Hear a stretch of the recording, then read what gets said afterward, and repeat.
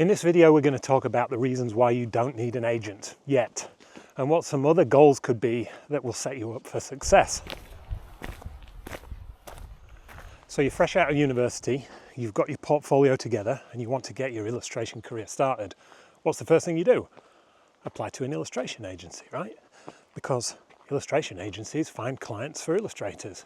You can Google a long list of agencies and send your work to them, and then you wait. And then you wait.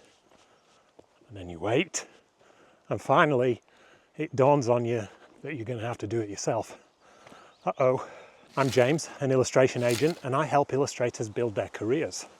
When I graduated from my illustration degree, I got a website and I got a studio, and I was ready to go, ready to get some clients and make a name for myself. But I couldn't. I didn't know what to do. I know I'm not the only one who's been in this position. A lot of illustration courses are a little bit light on the business part of the industry.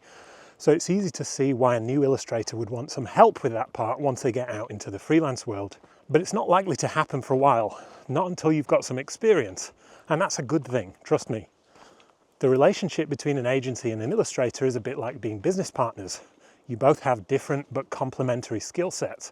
The artist brings the imagination and the creative skills, and the agent brings the network of clients and the industry experience. When you're fresh out of university, your only experience is your university project. I'm generalizing here, but most graduates haven't worked with clients. Does an experienced agent want a partner who's got no experience and isn't bringing anything else to the table? No. I'm not trying to be mean there, but it's just the way it is. You have to have something to offer in a partnership. It's not impossible for a brand new artist to get an agent, but they'd need to have some serious skills or a style that is so fresh that it blows the agent's mind. So here's an alternative goal. Goal number one. Getting an agent isn't the right goal at the start. A better goal would be learning the ropes and getting to the point where you can stand on your own 2 feet and you can find clients by yourself. That process is so valuable, and it will give you confidence and skills that you'll be able to continue growing for the rest of your life. That's not to say you won't need help. God knows I did, and a lot of it. But you don't need somebody else to do the hard parts for you. If you got an agent straight out of university, the agent would do the business part for you, so you wouldn't have the opportunity to learn it. You wouldn't learn how to market yourself, or find your own clients, or read contracts. That whole part, all those essential skills, would remain a mystery to you, and you'd be completely reliant on the agency to find you work. And there's an imbalance of power there, and your choices for your own career would be severely limited.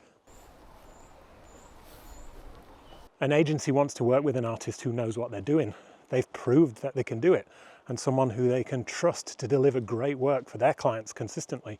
Agents are there to help and mentor and encourage, but they're not there to do the work for you. If you've got no experience, you might well be trustworthy and your work might be exceptional, but there's no real proof yet. And for every new artist who's committed and professional and good at managing their time, there are 10 others who are still living like students and who are a bit irresponsible and a bit flaky. To take you on would be a risk, because you might jeopardize a relationship with their clients if you don't deliver. So here's goal number 2. Find your first paying client. Staying motivated to sit at your desk every day and do the work when no one is paying you to do it is really, really difficult. Even if you enjoy the work itself, it's going to be hard to do it for a long time if you don't get some validation that you're going in the right direction. Your first paying client is the proof that you can do the job and that you've got what it takes. That is a powerful motivator. Not to mention that you'll actually get paid for your creative work, which is also a pretty good motivator. If you can get 1 client, then you can get 2 more or 10 more. It probably won't be quick and it probably won't be easy, but you're learning the skills to be able to do it for yourself. And that motivation and momentum builds over time. The first one will be hard, but the 10th one will be easier. Goal number 3, stay consistent.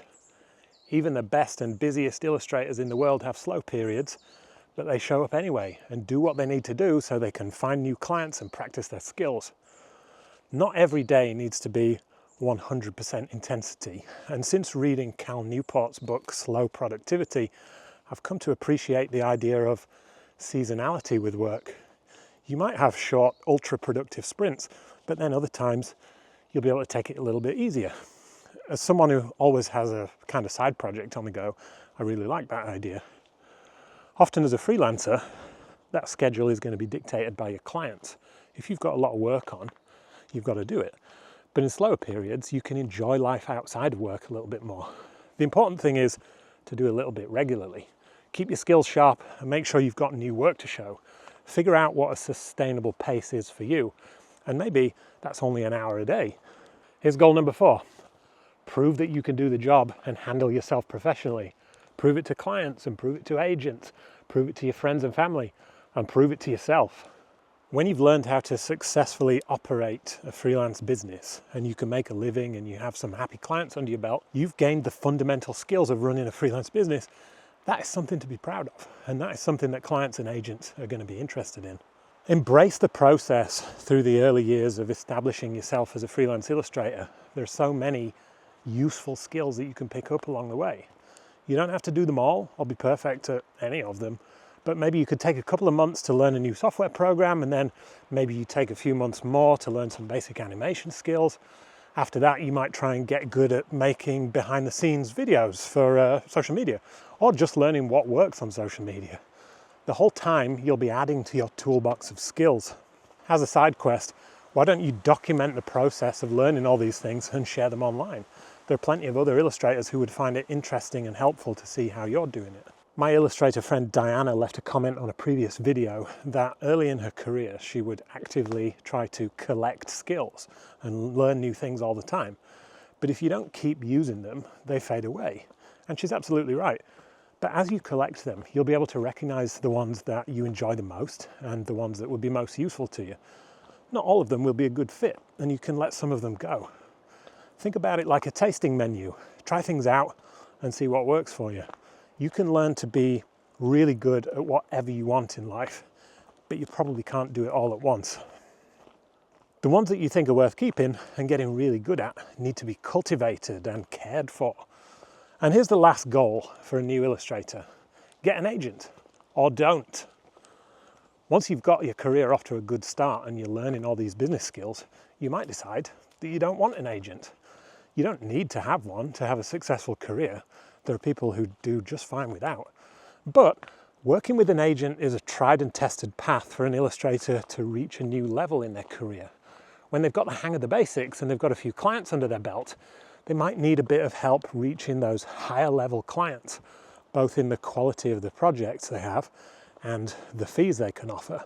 Big clients and ad agencies go to illustration agencies with a project brief for a couple of very good reasons. For one thing, it's easier to find the right artist for the job by speaking to 1 or 2 agencies and getting some good recommendations.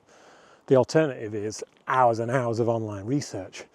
Agencies are hubs of really good illustrators. A client can probably find what they're looking for very easily by sending a brief to an agency and asking who they recommend.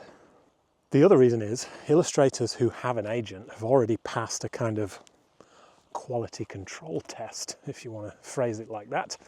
The experienced agency has pre-approved the skills and the quality and the professionalism of the artists it represents. So if a client has a big important project, there is less risk for a client to work with an agency than working with a solo illustrator. And related to that, an illustrator with an agent has help. If any problem comes up with the project, the agency can help solve those problems. It's lower risk for everyone involved. So, don't aim to get an agent too soon. Enjoy the process of working things out for yourself and developing relationships with other illustrators so you can help each other get better. Embrace the scary part, because once you get through it, you'll be a better illustrator, a better business person, and you'll be more confident in your own abilities. If you liked this video, share it with someone else who might find it useful. See you next time.